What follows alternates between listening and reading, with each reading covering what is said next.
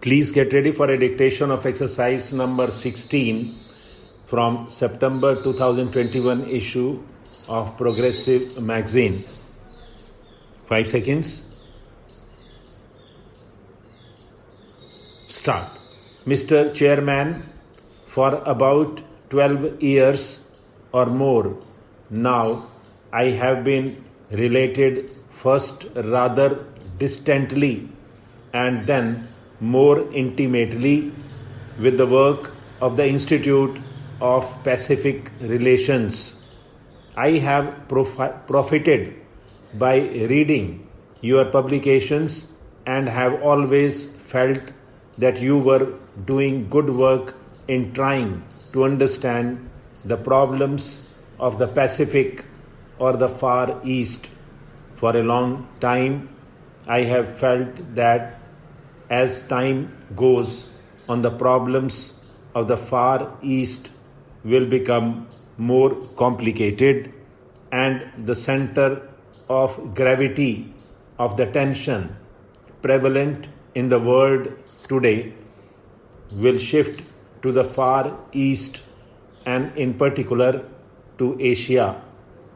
While people readily agree that Asia has to a certain extent become the focal point of world tension, they relegate Asian problems to positions of relative insignificance and tend exclusively to emphasize the importance of European and other world problems.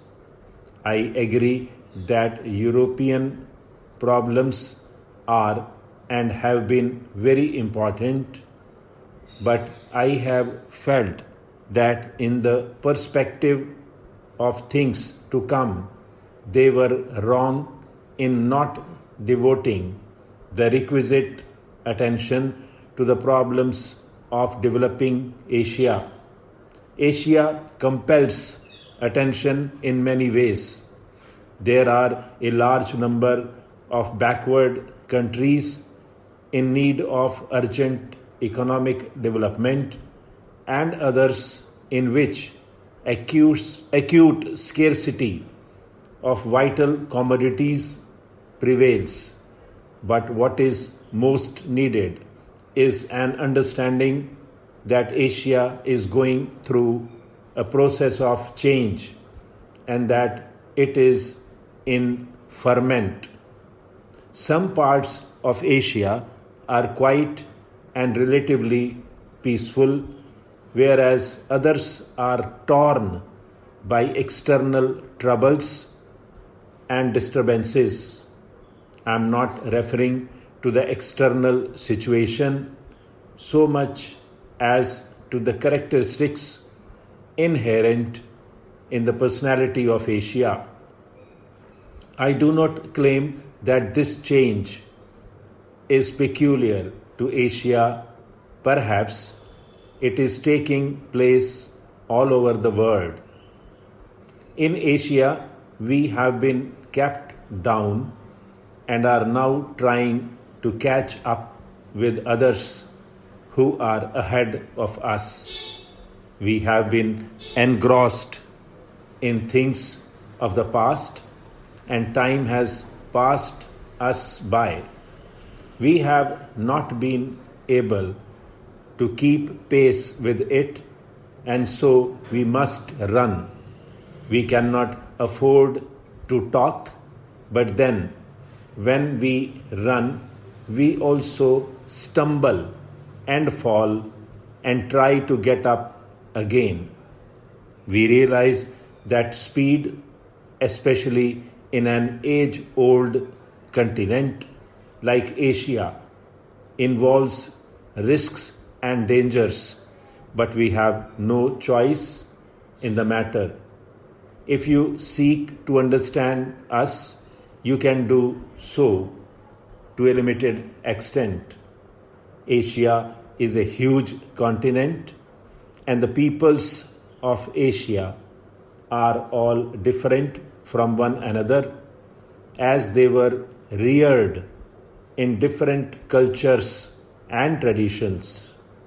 In spite of all this, I think it is still true to say that there is such a thing as Asian sentiment. Perhaps this sentiment is merely the outcome of the past 300 years of European influence in Asia. Personally, I do not believe that any profound difference exists between the Orient and the Occident. Such differences as can be accounted for by history, tradition, and geography exist even among the Asian countries, and in fact even within the same country.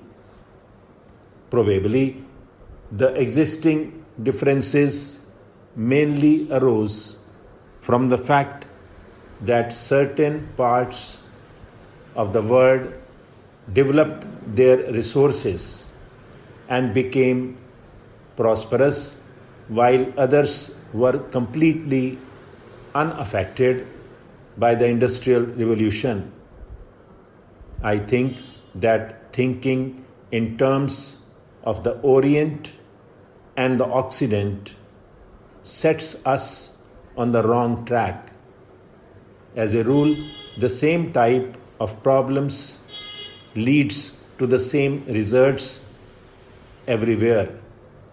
At the same time, there are certain countries like India and China with pronounced national characteristics where history and tradition exert a profound influence on the course of events. I am sure there is a great deal of good in this tradition. We should have gone under, but for that, we have survived on account of the good in our tradition, and we propose to hold on to it. At the same time, I have no doubt at all that it has a great deal that is bad too. It prevents us from doing the things we ought to do, so that between the good and the bad, and between the past and the present, we do not quite know what we are going to do and what we should do. If you ask me about India, it would take me a long time to tell you about all the aspects of our problems. Our difficulties are not only external, but also of the mind and spirit. There are certain tendencies that carry us forward and others that retard our forward movement and compel us to look behind. Progress consists in having the essential things of life, and in that sense, we obviously must have progress. We are going ahead, and I hope rapidly, we are harnessing science in the service of the nation. Yet a doubt arises in my mind as to whether material progress really constitutes a remedy for our problems. It is at best only a partial solution. Something more is needed. We need a solution of the broad problems that afflict the world today. Stop.